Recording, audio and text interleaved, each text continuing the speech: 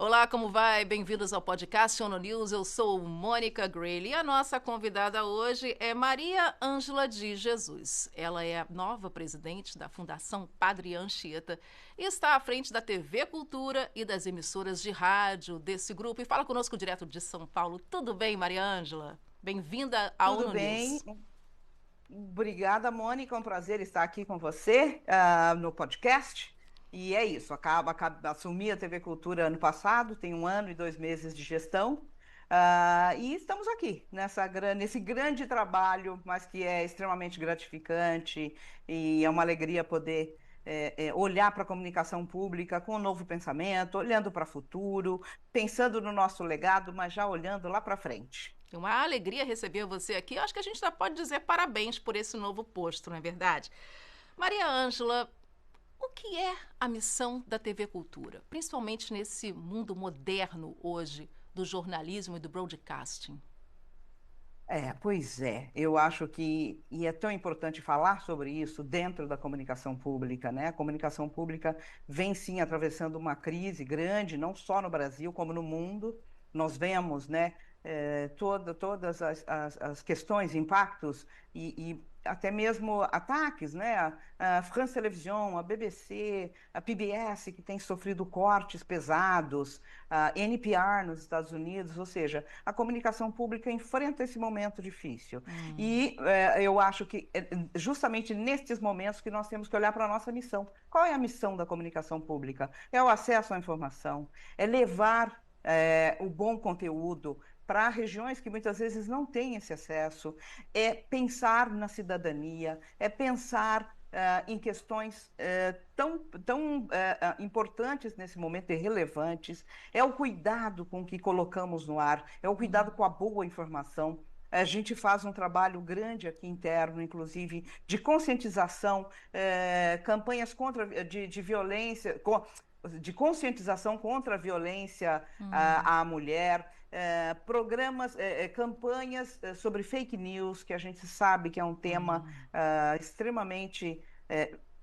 Principalmente nesse momento muito relevante, nós estamos agora nesse momento iniciando aqui o nosso período eleitoral é Aham. cada vez mais importante. Isso faz sim parte da comunicação pública, trazer a boa discussão, jogar luz a temas que muitas vezes não tem espaço na TV, numa TV aberta comercial. E eu acho que a TV pública, ela ocupa esse espaço. A TV Cultura tem uma tradição nisso, tem um legado, uma história que comprova tudo isso. É o acesso, sim, volto a dizer, à informação, é o acesso, é um acesso democrático, é um acesso a discussões sobre diversidade, sobre inclusão, porque é isso que compõe aqui o nosso trabalho. É olhar para os conteúdos educativos com um olhar também de inovação. Não é só olhar para o passado, mas é pensar no educativo, nos dias de hoje, como a gente trabalha esses conteúdos. E que faz a diferença, não é verdade, Maria Ângela?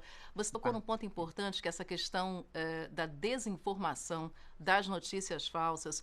Como é que a TV Cultura, e você agora nesse posto, tem aconselhado, orientado o público, mas também os jornalistas, o pessoal da casa, a enfrentar o que a gente chama de esse exército de fake news?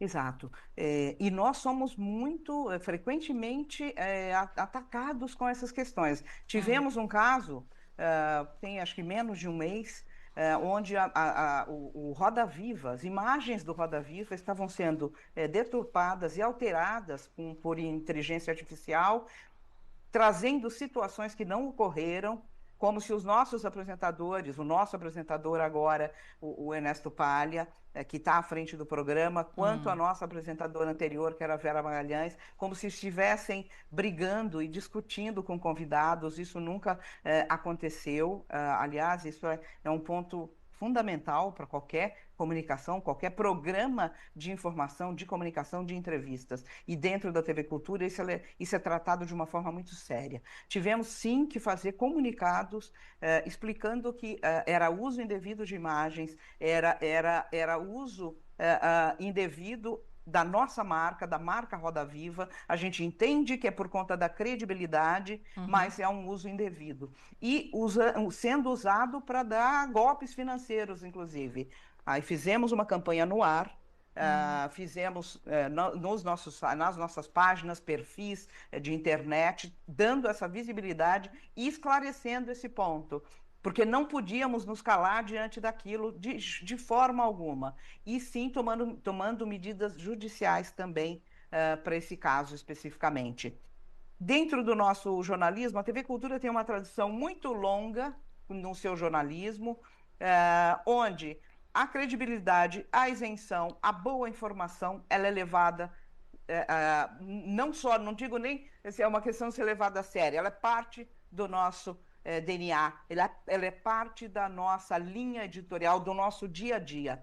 Então, temos uma equipe de jornalistas muito preparada, uma equipe forte, uma equipe que sim olha para isso, e com esse cuidado, o que temos de informação e como que atacamos isso? Eu acho que é a velha e boa prática do jornalismo. Você ter fontes confiáveis, você ouvir os dois lados da questão. Eu acho que foram questões que foram se perdendo no jornalismo, principalmente diante do imediatismo de se colocar uma notícia no ar, de se colocar uma informação.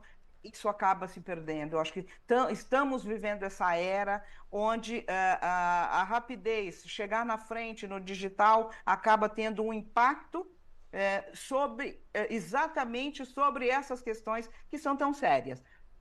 Eu costumo dizer que o papel do jornalismo, o papel da imprensa tradicional é pautar o digital e não o oposto, como tem acontecido muito frequentemente. Então, para nós, ver o nosso jornalismo, o Roda Viva, pautando a imprensa, como aconteceu com entrevistas recentes, que nós podemos mencionar, a última delas foi a entrevista com o Gilmar Mendes, que pautou toda uma discussão, teve uma repercussão muito grande.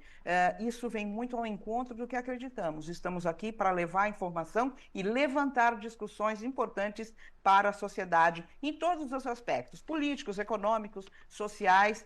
Esse é o papel não só do nosso jornalismo, mas dos programas. Isso perpassa a nossa programação dentro dos nossos programas jornalísticos. Não, absolutamente. Como você mencionou, é um ataque à liberdade de imprensa, à credibilidade de uma emissora e de outras emissoras que vêm construindo e construíram esse trabalho à custa de muito profissionalismo, esforço, não é verdade? Mas, Elia, você começou no rádio, Maria Ângela. Foi repórter de rua, depois foi para o impresso, escreveu sobre cinema, foi para o streaming, não é verdade? Passou por várias empresas, incluindo a Netflix, foi indicada a vários Emmys, e agora você está na emissora, estou vendo um Emmy aí atrás de você, que vocês ganharam, inclusive, com o programa Pedro e Bianca. Parabéns por essa conquista. Como é que você aplica toda essa tecnologia, né, desse último momento aí da sua carreira para a realidade hoje de uma TV como a Cultura e emissoras de rádio também? Exato. Olha, é curioso porque muitas vezes a gente olha os diversos braços, digamos assim, da mídia de forma separada. Eu não vejo dessa forma tão separada e tão distinta. Na verdade, a gente faz parte de um ecossistema que está aí. Neste momento, a TV aberta, nós temos um grande desafio, que é a implementação da TV 3.0. Então, ao Fala um chegar na pouquinho TV sobre Cultura, isso. eu já então, a TV 3.0 é uma mudança, é um decreto-lei que prevê uma mudança nas formas de transmissão da TV aberta. A TV aberta sai do seu lugar de ser apenas o que se chama de broadband, A banda de larga. broadcast, que é Ok. a radiodifusão, para ser um broadband, né? Para ser a banda larga. Ou seja, a TV aberta ganha esse aspecto de ser uma plataforma digital. Então, o que poderia parecer um grande problema, é um desafio, mas não é um problema, abre uma possibilidade muito grande dentro do escopo da TV aberta. É uma modernização da TV aberta. É olhar a TV aberta como plataforma digital e, dentro disso, você incorpora os diversos. As diversas mídias que nós temos aqui, como a rádio, os nossos sites, o nosso festival da TV, desculpa, o nosso Fast Channel, Aham. os nossos canais de TV paga, ou seja, você incorpora dentro de um escopo de uma plataforma digital. Então, é uma Uhum. modernização que vai sim alavancar a TV aberta e levar a TV aberta para um outro escopo, para um outro tamanho. Não é fácil, são investimentos altos, Uhum. mas eu acho que nós temos que olhar com esse pensamento e pensar em maneiras de fazer essa transição de uma forma suave, de uma forma responsável. Não é disruptivo, não é do dia para a noite, mas você abre uma possibilidade, principalmente quando a gente pensa em ensino à distância, quando a gente pensa em conteúdos infantis, Verdade. você ter a interação da criança com o conteúdo infantil Uhum. dentro de uma TV aberta, dentro da comunicação pública, Uhum. é é maravilhoso, porque, na verdade, isso sim vem ao encontro do que eu estava dizendo no início, a democratização do Uhum. acesso. Hoje em dia, a gente sabe, os conteúdos infantis, eles estão limitados por justamente não poderem ter patrocínio ou Hum. marcas, anúncios, etc. O nosso papel, volto para a nossa missão como TV pública, de levar o conteúdo infantil, de manter esse espaço da TV Cultura dentro do escopo, né, dentro do universo infantil, é muito relevante, é muito significativo, tem uma importância chave aqui dentro. A TV aberta amplia ainda mais esse alcance e nos Hum. possibilita criar conteúdos, gerar novas formas de se fazer o conteúdo, de ter a interação das crianças dentro desses conteúdos. Ou seja, o que a princípio parecia apenas um grande desafio, um desafio tecnológico, eu acho que agora ele vai se construindo também como uma Isso. oportunidade de inovação, É. de transformação digital. É pensar a TV aberta dentro desse universo do digital, que está presente e que eu acho que a gente, foi o que eu falei, a mídia tradicional está aí, tem sua força, sua importância, ela tem que se adaptar ao digital, ok, mas levando consigo o legado, a responsabilidade, de novo, o conteúdo sério, o conteúdo de impacto, o conteúdo que movimenta a nossa audiência. Eu acho que esse é o pensamento que nós temos. E, evidentemente, é o que eu digo, não é fácil, mas também não é impossível. Então, vamos em frente. É uma grande sinergia, como você falou, né? Agora, Maria Ângela, tem umas duas perguntas rápidas. A primeira é justamente esse aspecto da criança. A gente sabe que vocês têm qualidade, programas infantis, mas como manter essas crianças, como continuar sendo relevante para essas crianças, quando a gente sabe que hoje a criança, o jovem, não liga mais a televisão e o rádio como a gente ligava na nossa geração e gerações depois da nossa. Exato. E volto para essa questão da TV 3.0. Quando a gente começa a pensar a TV 3.0 dentro de um ambiente de integração, de maior interação, dentro de um ambiente digital, sendo uma plataforma, isso pode ser um grande atrativo para os jovens, para as crianças. Aqui na TV Cultura, e aí voltando um pouquinho na tua pergunta anterior sobre a minha experiência dentro do streaming, etc., e Aham. a minha chegada na TV Cultura, essa minha experiência no streaming, que é uma plataforma que tem um desenho de muita interação, que tem uma possibilidade de inovação, etc., trazer essa experiência para dentro da TV Cultura, eu acho que foi assim, um momento ideal quando eu olho para essas necessidades que nós temos agora, com essas mudanças. Eu acho que me traz uma experiência de uma produção de conteúdos que precisa sim falar com essa audiência, que precisa sim gerar impacto. Nós não olhamos apenas para números de audiência, nós geramos para impacto. E o que nós provocamos com os nossos conteúdos em termos de impacto, em termos de conversas em redes sociais. Eu acho que o Hum. momento agora é outro, é um momento, sim, de pensar a TV aberta já dentro desse novo desenho. A TV aberta não vai acabar, ela tem uma transformação. Não acontece do dia para a noite, é importante reforçar isso. Mas ela vai sim acontecendo ao longo do tempo. E é aí que nós conseguimos pensar nesse jovem, nessa criança dentro do universo de uma TV aberta com o desenho de uma plataforma digital. para isso, nós criamos aqui dentro da TV Cultura recentemente o nosso núcleo de inovação, que é Ah, um núcleo criado para olhar novas formas de pensar o conteúdo, aham. novas formas de levar o conteúdo para o nosso cidadão. E Nós falamos aqui na TV Cultura muito em cidadão, porque é isso, não é só um público, é um cidadania, cidadão. claro. É uma emissora pública e, portanto, ela tem essa função. Então, nesse aspecto, eu acho que amplia muito o escopo e propicia não só inovação em termos de produção, de novos conteúdos, de linguagem, de formatos, mas também formação de um novo profissional que vai fazer parte desse universo, que são os desenvolvedores, né, de programas, os desenvolvedores Uhum. de plataformas. É uma junção muito bonita. Eu tenho repetido muito isso internamente. O nosso legado nos leva para o futuro. O nosso legado ele vai ser sempre respeitado. O nosso legado está aí. A nossa base aqui de profissionais que tem anos aqui dentro dessa casa, que fazem Uhum. essa casa acontecer e ir para o ar, eles continuam tendo a mesma relevância. O que nós vamos ter é uma incorporação de novos profissionais e novas maneiras de ver a transmissão, a radiodifusão. E de ficarem atualizados, na é verdade? Bom, falando em legado, você é a primeira mulher a presidir a Fundação Padre Anchieta em quase 60 anos.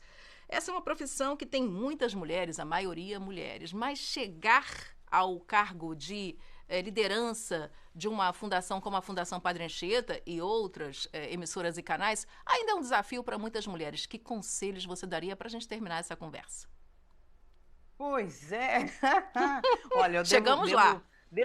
exatamente, eu devo te dizer que até mesmo quando eu fiz todo o processo, né, com Headhunters, eu fui a primeira profissional aqui selecionada a partir de um trabalho de um Headhunter, Aham. com outros candidatos, passei por uma sabatina longuíssima com os 47 Uhum. conselheiros, e fui finalmente a escolhida para esse papel. Eu não tinha me dado conta que eu era a primeira mulher a estar Ah, nessa posição. aham. Para mim foi um momento, sabe quando você entende, você fala, A opa, ficha cai. a ficha cai. Foi bem isso e me surpreendeu até, mas foi o que você falou, é um mercado audiovisual, mercado de televisão, a indústria de televisão. Nós temos muitas profissionais, muitas mulheres, mas Uhum. poucas em cargos de liderança quando a gente Hum, olha o histórico até do país. hum, Quando nós pensamos nos grandes profissionais, nos grandes líderes, né, desses dos canais todos de TV aberta, etc., é uma presença pequena. Eu hum. venho de uma área do streaming, é curioso, eu acho que com empresas, com players americanos, onde você tem mais essa flexibilidade, você tem grandes profissionais liderando estúdios, liderando Uhum. as plataformas de estúdios, na própria Netflix, na HBO também tinha, Paramount também, você tinha essa presença, e aqui a gente ainda encontra pouco. Eu acho Hum. que, e o meu conselho, né? É difícil dar um conselho específico, mas na minha trajetória, o que eu sempre busquei foi abraçar oportunidades. Eu nunca falei não para uma oportunidade, desde Ah, jovem. Então, sempre que me apareciam coisas, eu ia atrás. Eu nunca deixei de acreditar no meu sonho. Sim, eu posso, eu vou, e eu consigo chegar lá. É difícil, a jornada não é fácil, mas eu vou me preparar. Por conta disso, me preparei em todos os aspectos, sempre muito focada em estudo, sempre muito focada em acompanhar os movimentos de mercado, sem ter medo de buscar novos desafios. Eu posso dizer que a minha carreira sempre foi marcada por grandes desafios. uhum. Rapidamente, fiz jornalismo, comecei em rádio, logo depois de rádio, fui para o impresso, fui trabalhar na Editora Abril, passei pela Veja, fui para o Grupo Folha, escrevia sobre cinema. O cinema me abriu uma porta que foi maravilhosa. Quando Fantástico. Rubens Evald Filho, crítico de cinema, foi trabalhar, assumiu a HBO, isso em 1996, ninguém conhecia a HBO no Brasil, a HBO estava começando. Uhum. quando ele assume a HBO, ele me convidou para ser supervisora de produção para fazer os programas de cinema e o Aham, programa dele. Eu dirigia o programa dele, que era um programa sobre cinema. aham. Isso me abriu uma porta muito, muito grande de possibilidades.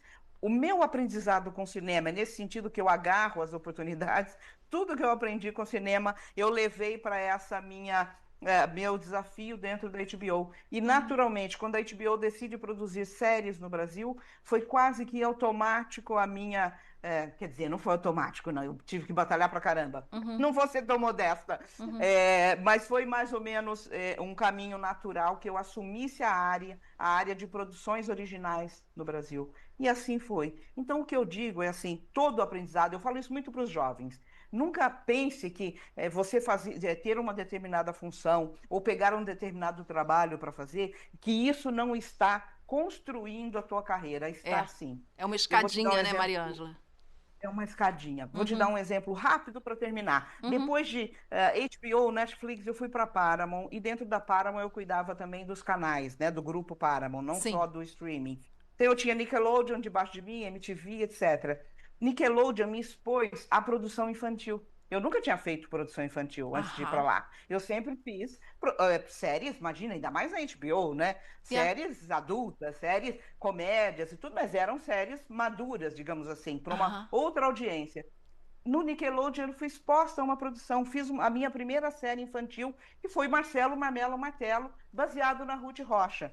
Uhum. Fiz um trabalho e com toda a nossa equipe lá fora, de muita troca, de muito Uhum. aprendizado, maravilhoso. Corta, 1 ano e meio depois, eu estou aqui na TV Cultura, e qual que é o forte da TV Cultura? Conteúdos infantis.